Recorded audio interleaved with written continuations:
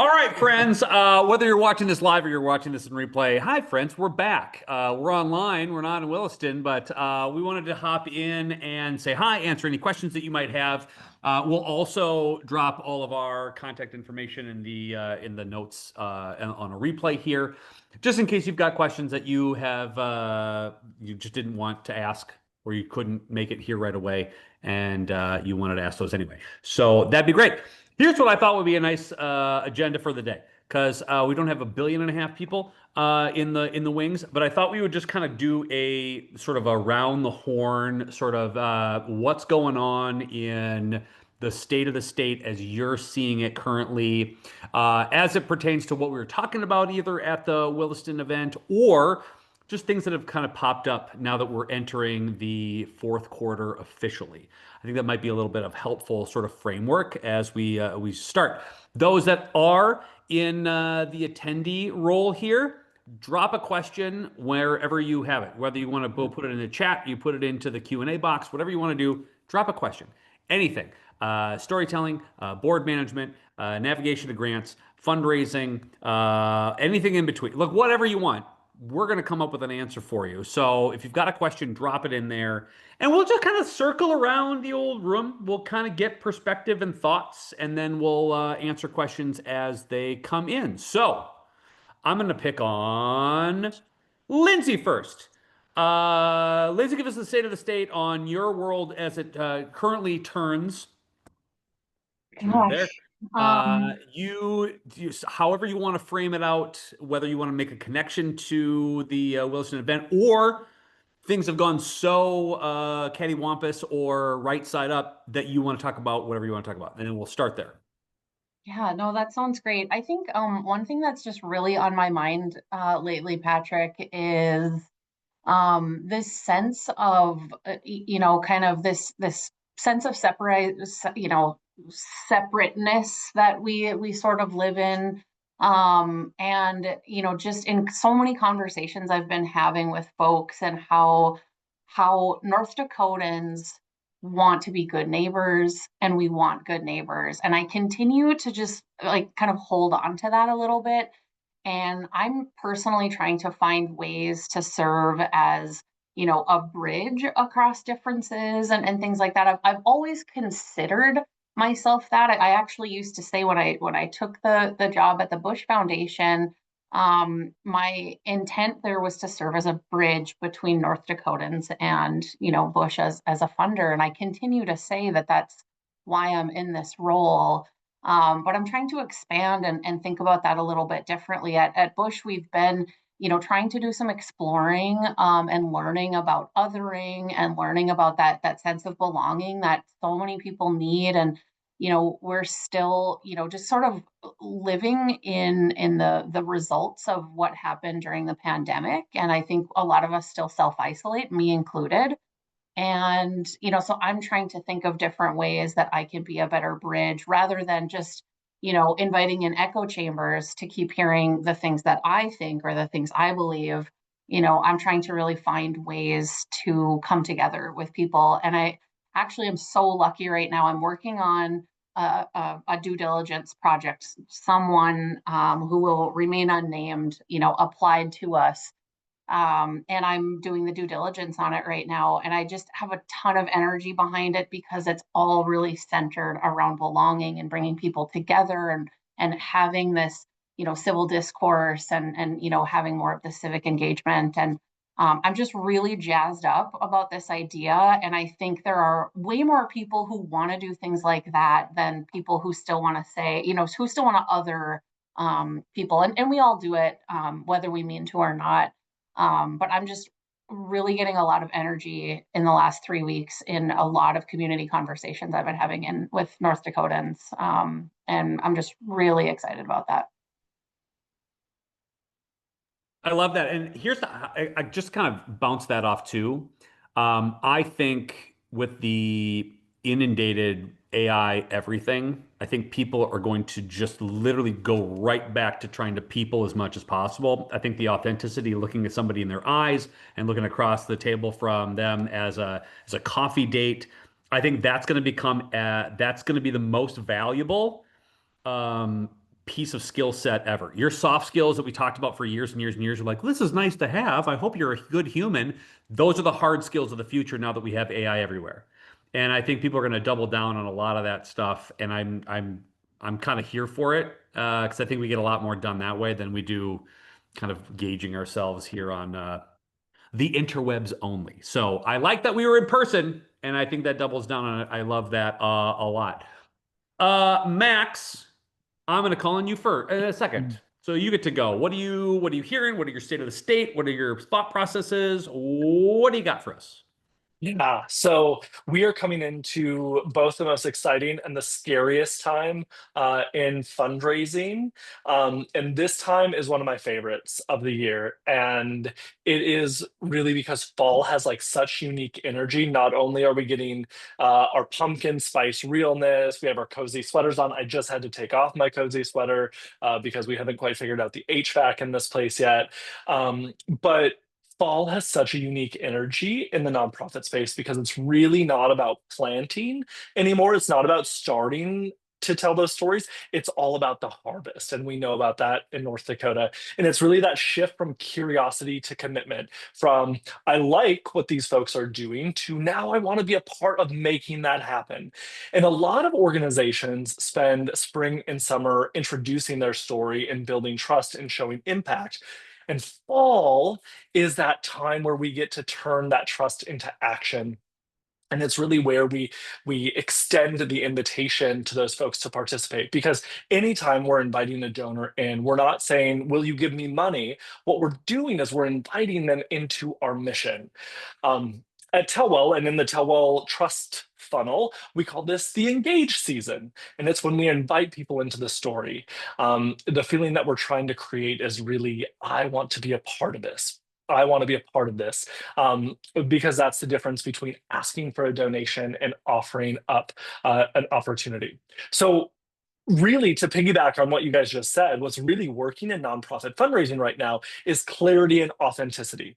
The organizations that we see making the most momentum are the ones that are focused on empowerment, not urgency. It's not like, I need money right now, but it's really like, I want to show you what a gift does in human terms. And they're telling the real stories instead of relying on stats. Now, we love stats, right? But you put stats out there with a little bit of heart, and wow, that is just a multiplier. One of the things that we see working really well right now is transparency on where money goes and honesty about why it matters. And so they're giving supporters choices. They're giving them ways to give, ways to share, ways to show up, so people can actually engage at their own pace in their own way. And so when I'm coaching teams this time of year, I usually say, fall is not about changing your message. It's really about framing it for action. You've already earned that attention and trust. And now your job is really to connect the dots. Here's what we're doing. Here's why it matters. And here's how you can be a part of it. And so as we're going into this crazy fall season, like the Super Bowl for nonprofits, keep it simple, keep it human, and keep it specific.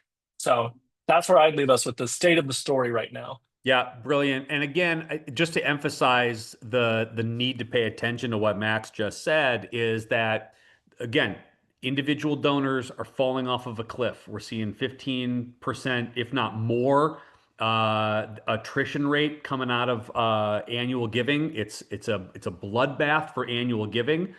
And the major donors who are keeping our organizations afloat are giving to fewer and fewer organizations. And so if you do not get ahead of the game and tell the story and make the impact statements and connect the dots, the way that Mac's saying of like, your gift does this and this is how you can make a difference kind of thing. If they don't hear that, they're going to go and they're going to navigate to an organization that does.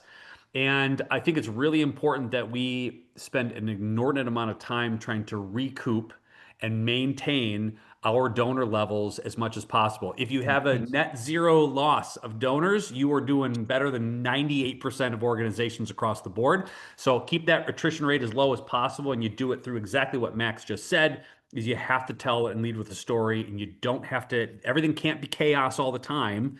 come at it from a place of like your consistent support is going to help us navigate the entire time. Please listen to what Max said. My God, that's great. Love it. Shawn, what are we seeing? We got membership organization as NDANO. I think that's a really interesting perspective to take as well. And then you're on the phone and on the horn with groups across the state. What are you feeling? What are you seeing? What is the conversations that you're having across this Great Plains that we have? Absolutely. Yeah. Folks are really looking for that connection. Like Lyndsay mentioned, it's just building those bridges. Everybody can sit in their little office and stare at everybody through the little box on their screen, but, picking up the phone and having that conversation or, even sending an email to somebody that you're maybe not close with, but you're looking to try to build a partnership with it's been super beneficial. I know that's where, one of the things we're looking to do in 2026 is to get back out there on the road, not just up to Williston, but to get out to communities across the state. We've got a pretty long list of places we'd like to get to, and we're having a meeting here at the end of the week with our board to try to determine where we're going to go and when we're going to do it and who we're bringing with us. And, I guess to bridge off of that connection thing, we're trying to build some connections to legislators as well. We're putting together a legislative caucus to try to allow nonprofits the opportunity to kind of speak with one voice and maybe get a little more organized in the legislative session to kind of work together to fight together, I guess. And I guess kind of one of the last things that we've recently put together is some educational YouTube videos. Not everything on there is garbage, so hopefully we've got a few things that are interesting for some folks, and whether it's financial information, teaching your board members how to read a spreadsheet or whatnot. I know Patrick's been on a few of them. We've got about a half dozen more of them in the can that are ready to be edited and put up there. So yeah, we're pretty excited about where that's going to go as well. Yeah, I love it. I think what you said about working together, I think is going to be a theme of 2026. I don't think the days of your organization being able to do everything by yourself and not have any asks of assistance or partnerships, I think is long gone. And I think the lone wolves are going to be the ones that find themselves really out of touch and out of funding. I think you're going to have to find partners that are like-minded and like-aligned and just lean in. And again, I don't think there's enough money in this state to go around. You don't need to worry about this scarcity mindset kind of thing that we typically have in the nonprofit community. There's enough people who love what you do. There's enough people who love like-minded organizations that want to latch on to what you do as well. And if you find someone that just matches well with your personality of your board or your mission or whatever, like call them. See how they're doing. See if you can work together. Come up with a creative way of educating or partnering on a project or a piece of legislation or whatever. Make some friends. Make a lot of friends, and then get out of your computer space and go do that in front of actual human beings. That's a really helpful too. So I love that, Shawn. It's amazing. Melanie. Speaking of, leadership squads or whatever, board updates, life updates, woo-woo updates. We talked about megahertz with cats. I don't know what you just talked, that was something that was fun earlier in this meeting. What are you feeling? What do you see on the ground? I think legislatively, I think would be an interesting vibe, since you are our expert, our resident expert, legislative genius here on the panel. What are you feeling? What are you hearing? Well, first of all, thank you for setting that standard extremely high. I don't know if I can quite live up to that bar. Remember, I'm short. I don't have much of a vertical jump there. Yeah. Just keep that in mind. No. So I'm seeing a lot of things in common between legislatively and boards. And the biggest one is retirements. People are retiring. People are retiring from the legislature. People are retiring, these longtime board members, longtime executives. They're signing off. They're backing out of this space, which I think, because there's a lot of uncertainty and conflict and that separation Lyndsay was talking about, that feeling of being isolated, I think that's really starting to come to a head and driving some of this retirement. And what I'm seeing come out of it are two things. One is especially in the boards, nonprofit world, is people who are sticking it out are doing the right thing because it's the right thing to do, not because it's easy, not because we don't fear what's coming next, not because there's, this super stable ground underneath us, but because it is simply the right thing to be doing right now. And something that is really lacking is transition planning. We're really good when we get new executives or get new legislators to do transition plannings with funding, and here's the projects we're working on, and here's this. But we forget to do transition planning around the relationships that are leaving with those long-term executives and board members. And that is going to be to the detriment of your ability to continue, even just continue doing the work, not just not expand, but just continue. And it's also going to make it really difficult to have a strong lobby going into the legislative session if you are not transitioning those relationships to new people. That's, I think, a major issue in general, on whatever board that you're on, whatever leadership tweak. It's the institutional knowledge that shifts out of organizations right now is absolutely crazy. And I think there's a lot that we can do policy wise and procedure wise. It's boring. It's not sexy. No one likes this work. Like sitting down and going, all right, step one, what do we do? Like that sucks. But if you don't have it, there's going to be this gigantic gap, and now you're going to be guessing. So really, and I love your idea, Melanie, too. We've been talking about this for a couple of months, is a reboarding of just like, what are you doing with your board? How to sit down with them and say, listen, here's the new vibe that we're feeling. Here's the new thing that we're going to do, X, Y, and Z. How do we go from how do we transition this? What are we going to do? What are our new expectations, knowing that there's new blood coming in? Who's going to be in a mentorship role? Whatever that is, talk about it. The worst thing that you'll nod in agreement. The worst thing you can do is just ostrich yourself as an organization. Just hope it works out for the best, because I've seen real bad things that happen in that neck of the woods. Never works out well. And yes, you're the dorkiest person I know, because Policy Wonky is one of your middle names. I should forgive myself for explaining that nobody likes it, because you clearly do. That's amazing. Megan, I can't see your face, but you're also on here. I would love to get what you're thinking. Again, community foundation. We're talking, boots on the ground. What are we hearing? What are we seeing? What are we feeling in all things nonprofit land? Sure. Well, good afternoon, everyone. I apologize for not being on the screen. I'm out traveling right now, which has been a little bit of the theme for Strengthen ND, is just trying to manage all of the busy and all of the work and to mine out and really understand what's important work to do and what's our work to do. And I think that that's typically a theme for a lot of organizations, especially as we look at winding down the year and start looking at planning for 2026. In addition to trying to manage that, I guess what we've been seeing really revolves around the words kind of advocacy and entrepreneurial thinking. So advocacy and fundraising. I'm the incoming chair for Prairie Public, and there's no kind of secret of what's been going on within the public media space. And we've been the beneficiaries of a lot of what we're calling rage giving. So to Patrick's point around how do you take those one-time donations and make them sustainable and make it something that you can truly build your future momentum off of. So advocacy and fundraising, advocacy around identifying true fulcrums of change. We've been having a lot of conversations with folks around the fact that money isn't going to solve everything. So where are there policy levers that we can push? Where are there changes in the narrative that we can push to try to make North Dakota a better place for everyone? And then the last piece kind of around advocacy is around, on economic opportunity, I think, for small communities. It's no secret that the agricultural industry is at a little bit of a tipping point, and so many of our communities depend on that. And what might happen in the next few months will somewhat determine how a lot of organizations and communities move forward.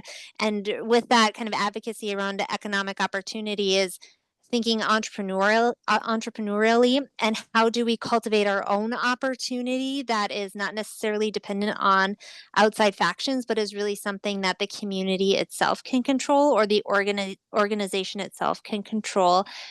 Another board I was that I'm on, we had an executive meeting on Monday talking about how do we bring entrepreneurial thinking into our fundraising strategy, because we really have to do things differently to continue our effectiveness, to really deepen that impact, and to be sustainable well into the future. So that's kind of what's on my mind right now: advocacy, economic opportunity, and entrepreneurial thinking. It's funny, you can't control when people give, you can't control how much people give, but you can control your people power and how much you're out in the field and what you're doing for making asks. Your field activity is the only thing that you can control as a nonprofit, which makes a lot of sense. And I think that's also really interesting to piggyback off of what you said, Megan, is that your asks don't necessarily have to be only about money. They can be about perspective, number one, and I think it's a really good engagement point, but it's also, who do you know that would love to hear this story, make this impact, etc. as well. It's a really easy way to get an introduction to somebody that you may not know, and it's a great door opening opportunity because, again, third-party endorsement is exponentially more important than first-party solicitation, and it's expected that we go out there and ask for money, but it's unexpected if our friends or our connections and our donors introduce our awesome mission to other human beings. People are more willing to participate and hang out with it as well. So I love it. This is the best part about getting a crew like this together, because we all have like our different fields of knowledge and expertise, and then we get to share it with everybody, which is pretty awesome. If you have a question, please drop them in the chat or put them in the question box as well. We have our first question. Group, here we go. How soon, this is a fundraising question, how soon is too soon to change individual donor type fundraising formats? We initiated a 100 club back in March to start raising funds from individuals. It was a mild success, raising about $3,000. That's not a mild, that's a great success. But I would like to incorporate a monthly membership, like $10 a month, to be a supporter to our organization. Yes. The idea of reaching out to our mostly one-time customers is something that came from this seminar. I would love to incorporate the new fundraising method. Is it too soon to present a new donation option? Some of our original donors donated more than the recommended $100 a year, and most of them had no recent involvement with Fort Union, our association's beneficiary. Any downsides to changing styles so soon after our first foray into this type of fundraising? Great freaking question. I choose Max to go first, because this seems to be right up your alley as far as tone and spacing of how you tell your story. What is your first reaction out of the gate? I have 2.5 first reactions, or maybe I can only have one first reaction, but I have 2.5 thoughts. 1.5. Permission for 1.5. No. The first is that it is not too soon. It is not too soon to go back and make another ask, unless, and there's a big caveat here, unless we have forgotten to say thank you in a few different ways. So one of the most important pieces, I think, in a trust framework is to remind people that you love them without asking them for anything.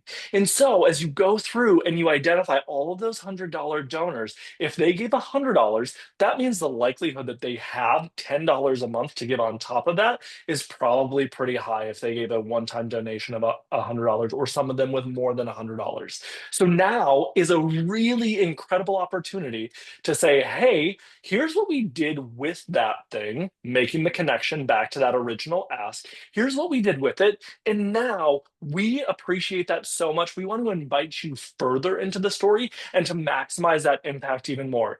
Here's how we can do that. Instead of one $100 gift, can you commit to $10 a month, $20 a month, $30 a month? Don't limit them, right? Based on where they gave before, that should influence how much we're asking them for. And there are so many great CRMs and like recurring giving programs out there. DonorDoc has a stellar one that's built in. GiveButter just like announced all of their crazy new things, which includes like a totally free CRM and like all like they have some incredible tools that are happening. But you can set these up. But the most important thing is, in my mind, is that you don't go back and ask them for more until you say thank you. After that, you can layer on as many of these different giving programs as you can that resonate with your audience. Also, you need to pause and give yourself a heck of a lot of credit for raising $3,000 right off the bat. Like that's a big damn deal.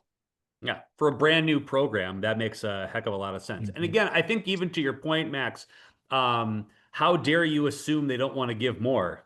That was yelled at me by a board member once, and it has haunted me for years. And I think that's something as a reminder is that these people have already identified that they love you by sending you money. They've So opted in. you don't have to resell them on the event. You just have to make sure that it's paced really well out of the gate, which I think is a really good one. That's a great, They're calling you. They're saying, "Hey, we want to give you money." Now you need to answer it, right? That's your responsibility on that other side of it. Yep, I love that. More questions. Drop them in there as you got them. I liked that a lot. Lyndsay, I would love to ask you a follow-up to this though, too, because I think this goes along with are the grants that you're seeing, not even outside of Bush, but you're in line and you're seeing a lot of people who are applying and what this looks like on a number of different platforms and in different areas. Are what we know of grants and what we're applying for, is that changing, and how rapidly is it, and what do we need to pay attention to so that we don't get caught flat-footed?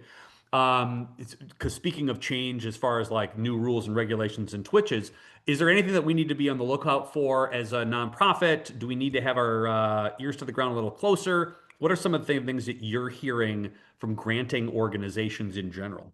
Sure. Yeah, I think we are seeing an uptick in requests for funding, and we're not the only funder who's seeing that and experiencing that.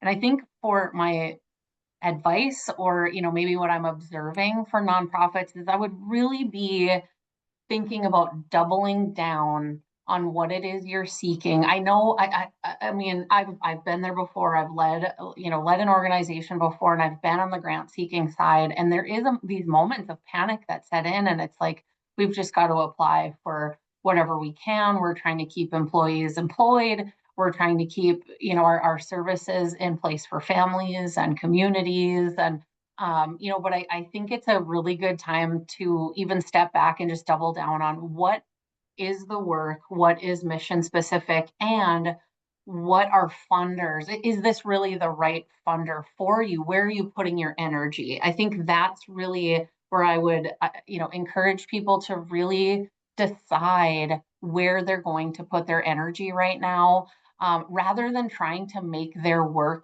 fit into what maybe they assume a funder is looking for. Have that conversation with the funder, or do that deep dive into the criteria, and do a deep dive into what have they funded in the past, and why. It's not even always about what did they fund, but it's why did they fund that specific thing. And I think those are the things. I think it's much more worth the time and energy than writing 25 grants when you could research 25 grants and write 5 really good ones. That's kind of, that's what I would be. I wish that a funder would have told me that, 4 years ago when, or 5 years ago during the pandemic, and, when things just felt really chaotic, and it was like, we've got to figure, we've just got to apply for everything at this point. But I think it's time to double down on what, is this funder aligned with your work, or are you trying to get your work to align with what they want? And chasing that funding is hard work. And I also recognize that this is also coming from kind of a privileged space of, you know, sometimes that's just what you have time for, is to chase the money. And I've been there. I've done it before, and I understand it. But that's kind of, you know, kind of where I'm at. Patrick, can I piggyback a question Please. on communications? I want to go to Max, because Max, I read your last email that you had sent out about your open house. And I think I just read it this morning. And every time I see an email from you, Max, I read it in your voice. Like, I hear you in my head when I read these emails. And I read a lot, and most of the time I read in my own voice. But there's something magic, I think, that happens when I can read something. Like when I read Will Smith's memoir, I read it in his voice because, you know, we all know his voice. But At any point in time, does Memo say, "Oh hell no," because I'm assuming that is at least in a chapter. there are so, I mean, yeah, Okay. I just, if you For me. watched Fresh Prince of Bel-Air, if you listen to any of his music, you will read, it's a big thick book, you will read the whole thing in his voice.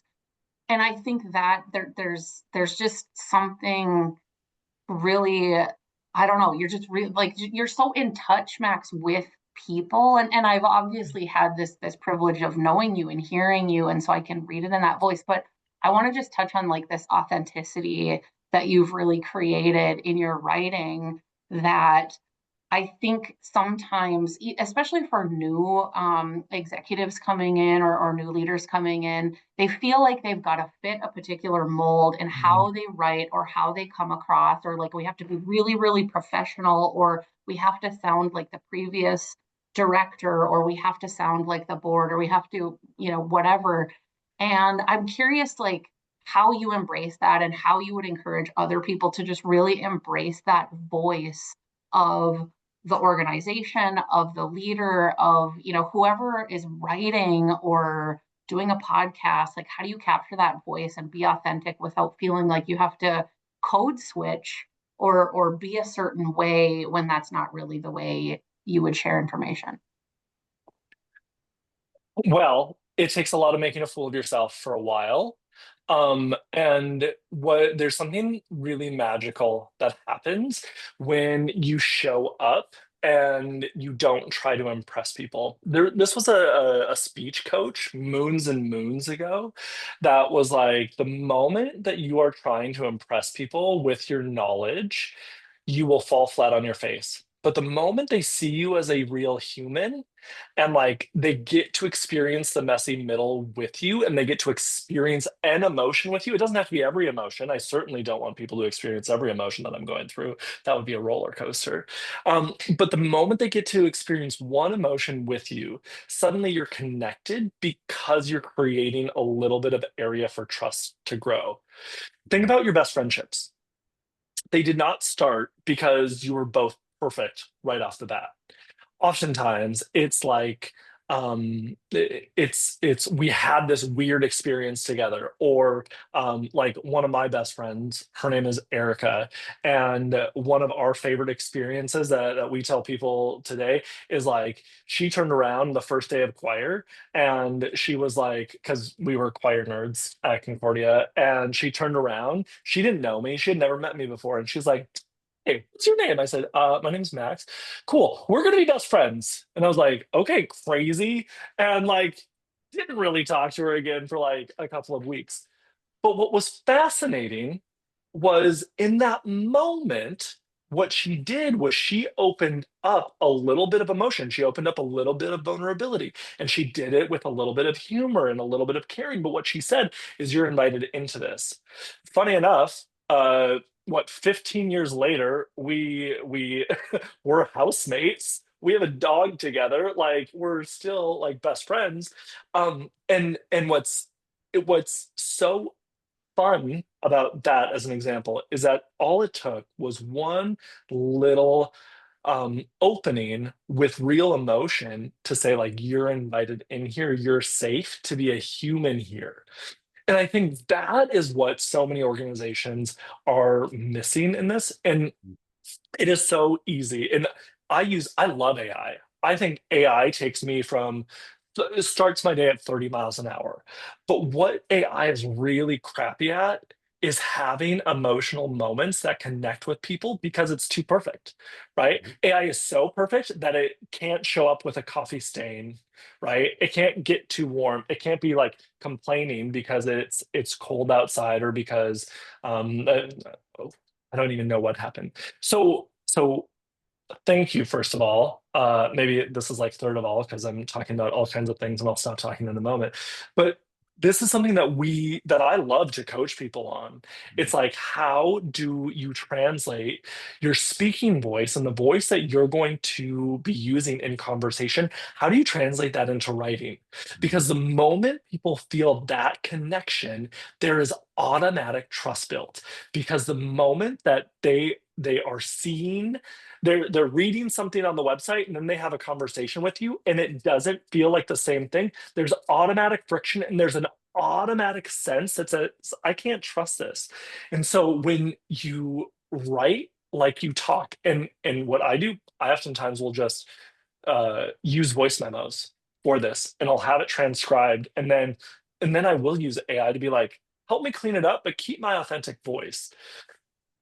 That's, I think, how you build trust, and probably why you read it as my voice. Because maybe the last thing that I do is I actually do read every single one of those out loud, so that way I can actually hear. Just wait, that doesn't sound like me.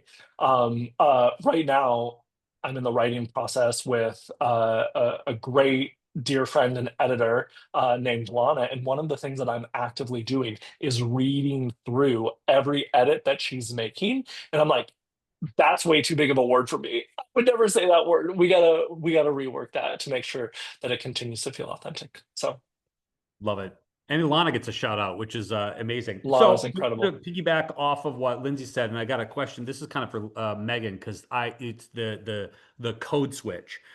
When you work in both rural and urban settings, and I know that you do, Megan, because you've got, your whole, network here is in different places, but you want to keep it authentic in your voice, but you have to use different phrasing and phraseology between two separate entities. And again, if you are in Jamestown, North Dakota, it speaks very different than Fargo, North Dakota. That speaks very different than Williston. That speaks very different than Grand Forks and everything in between. How do you navigate your conversations with potential funders and the answers that you may give on why or why not you're being funded? How do you navigate that in conversation with potential or current donors that are in totally different landscapes in this really bizarre state that we live in?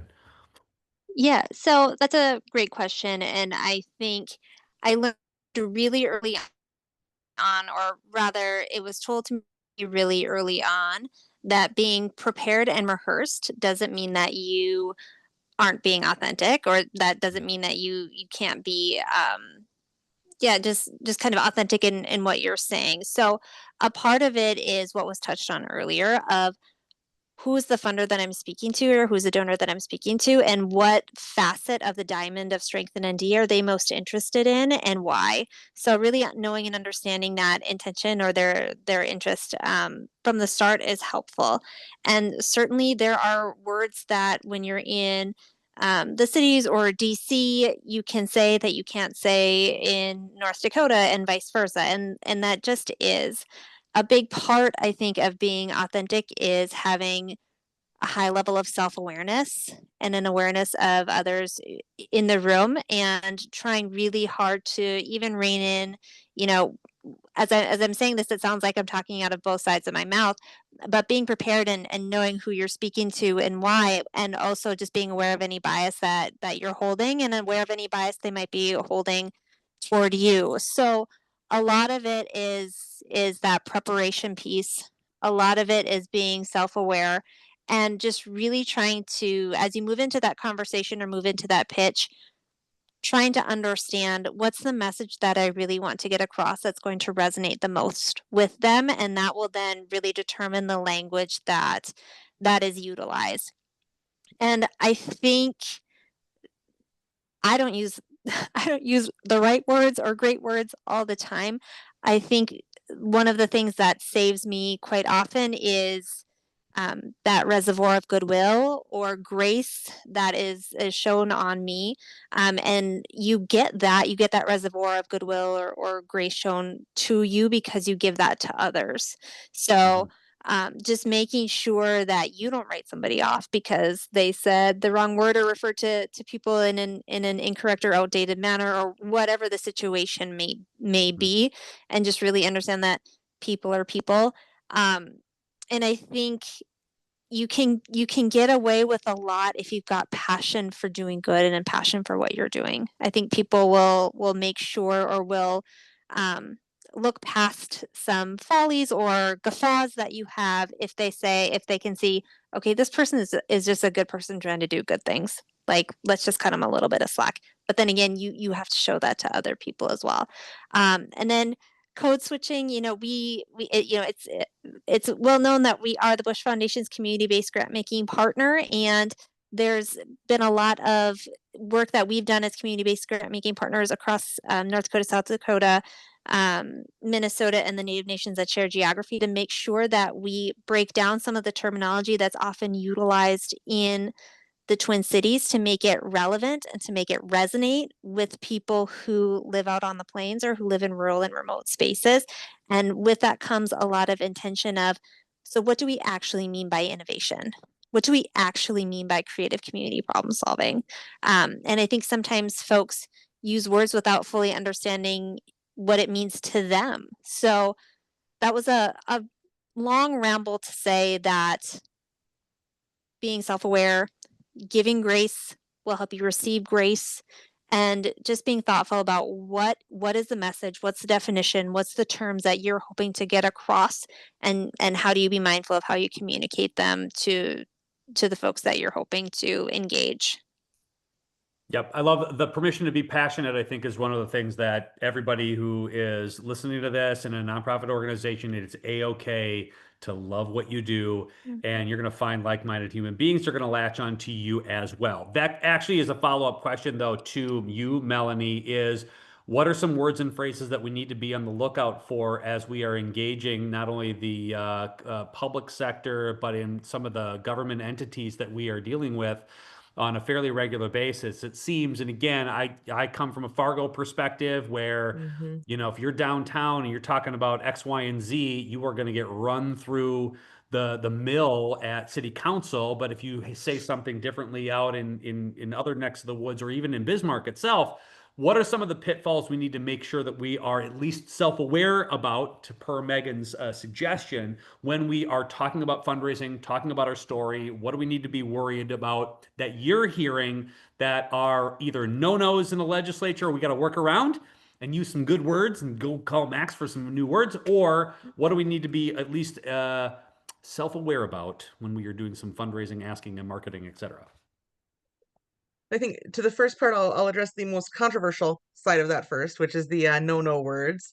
And I think we're all pretty well aware at this point in time that anything relating to diversity, equity, inclusion, any of those kind of words are going to spark all sorts of generally negative outcomes, especially the farther west into North Dakota you get.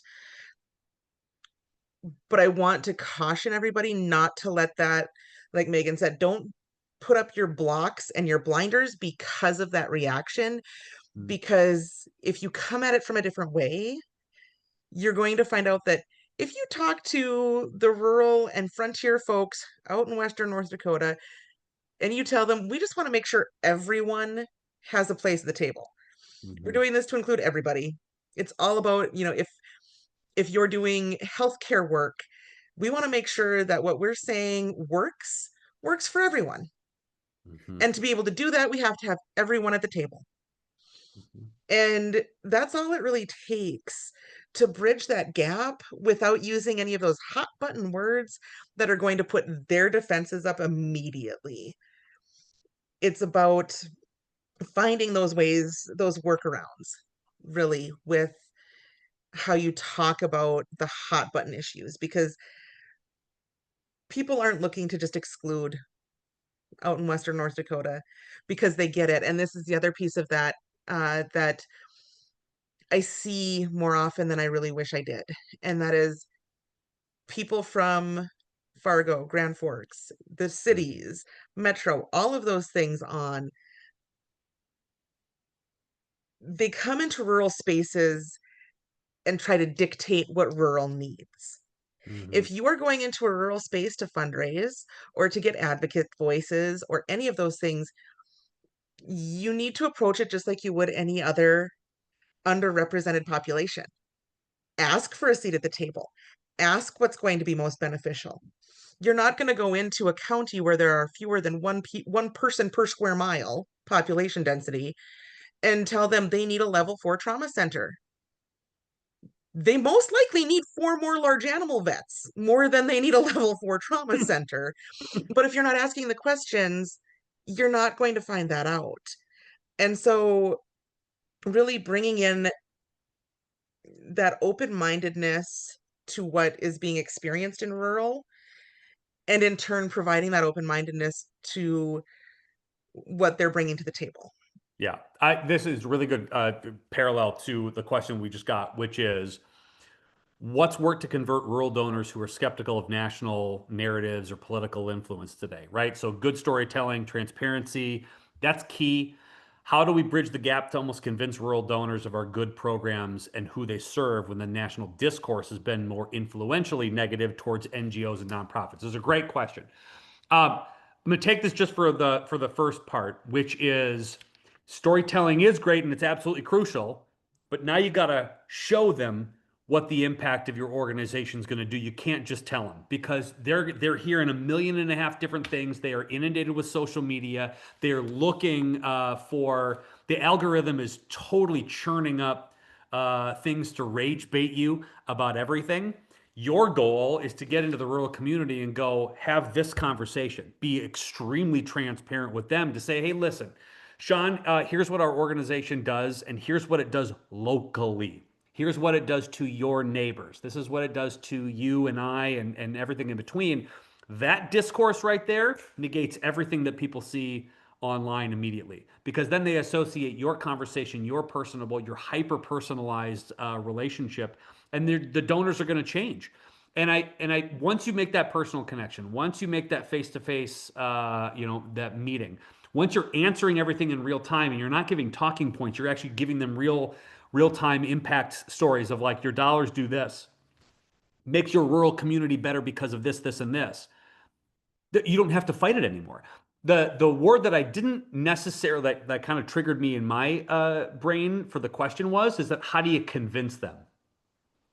You don't need to convince them, right? I think your goal as a nonprofit is to be around the people who love you the most, and you lean into them because they're going to be your advocates going forward in the rural communities.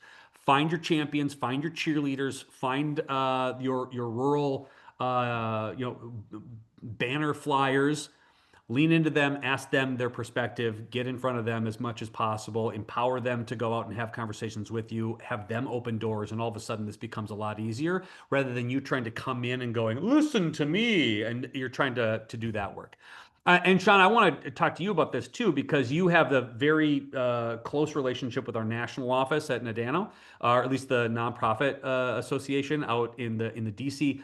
How do you take some of the DC conversations and how do you translate that to North Dakota? I know that's a challenge because you're sitting on calls every once in a while and going, this is never going to work. These words are never going to work here in flyover country, but they do come off as like, these are the necessary things that we got to at least discuss. How do you navigate that?